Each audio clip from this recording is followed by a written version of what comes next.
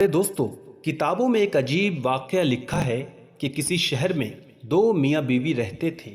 وہ نہایت محتاج اور غریب تھے، لیکن وہ نہایت دیندار اور صابر و شاکر تھے۔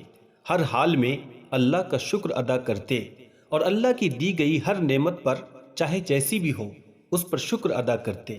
اس طرح سے ایک مرتبہ ایک ایسا موقع آیا کہ گھر میں کچھ بھی کھانے کو نہ تھا، تو شوہر نے اپنی بیوی سے کہا کہ 3 دن سے ہمارے گھر میں چولہا نہیں جلا ہے اور ہمارے پاس کھانے کا بھی کوئی انتظام نہیں ہے۔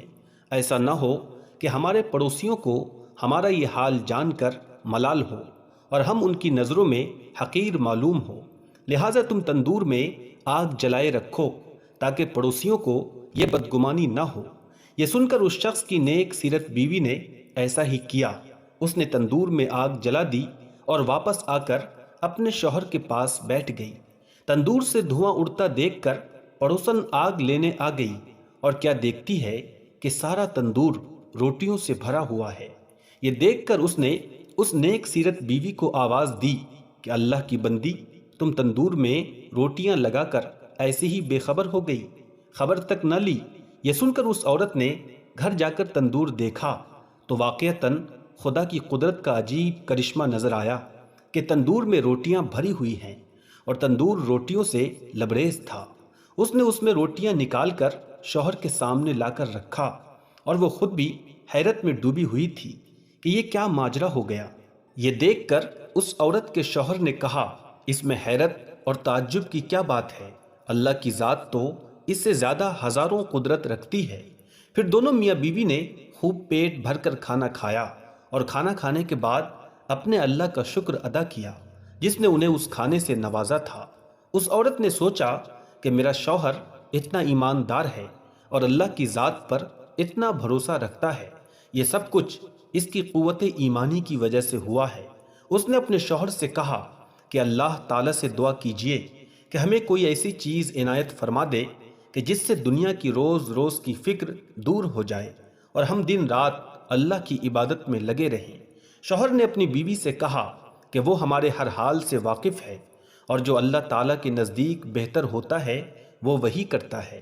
لیکن بیوی کی ضد کرنے کی وجہ سے اس شخص نے ایک دن رات کے آخری لمحے میں دعا کی، اے اللہ، تو ہمارے حال سے اچھی طرح واقف ہے، تیرے سامنے کسی بات کی حاجت نہیں، لیکن مجھے میری بیوی نے مجبور کر دیا، تو چاہے تو اس کی خواہش پوری کر دے۔ جب وہ شخص دعا کر رہا تھا تو اتنے میں ایک عجیب طرح کا ہاتھ باہر نکلا جس میں ایک ایسا روشن موتی تھا جس سے پورا گھر روشن ہو گیا، پھر وہ موتی رکھ کر غائب ہو گیا۔ یہ دیکھ کر شوہر نے بیوی کو جگانا چاہا کہ اللہ کی بندی، جلدی اٹھو، اللہ تعالیٰ نے ہمارے دل کی مراد پوری کر دی ہے۔ یہ سن کر بیوی اٹھی اور اپنے شوہر سے کہا، تم نے مجھے کیوں اٹھایا؟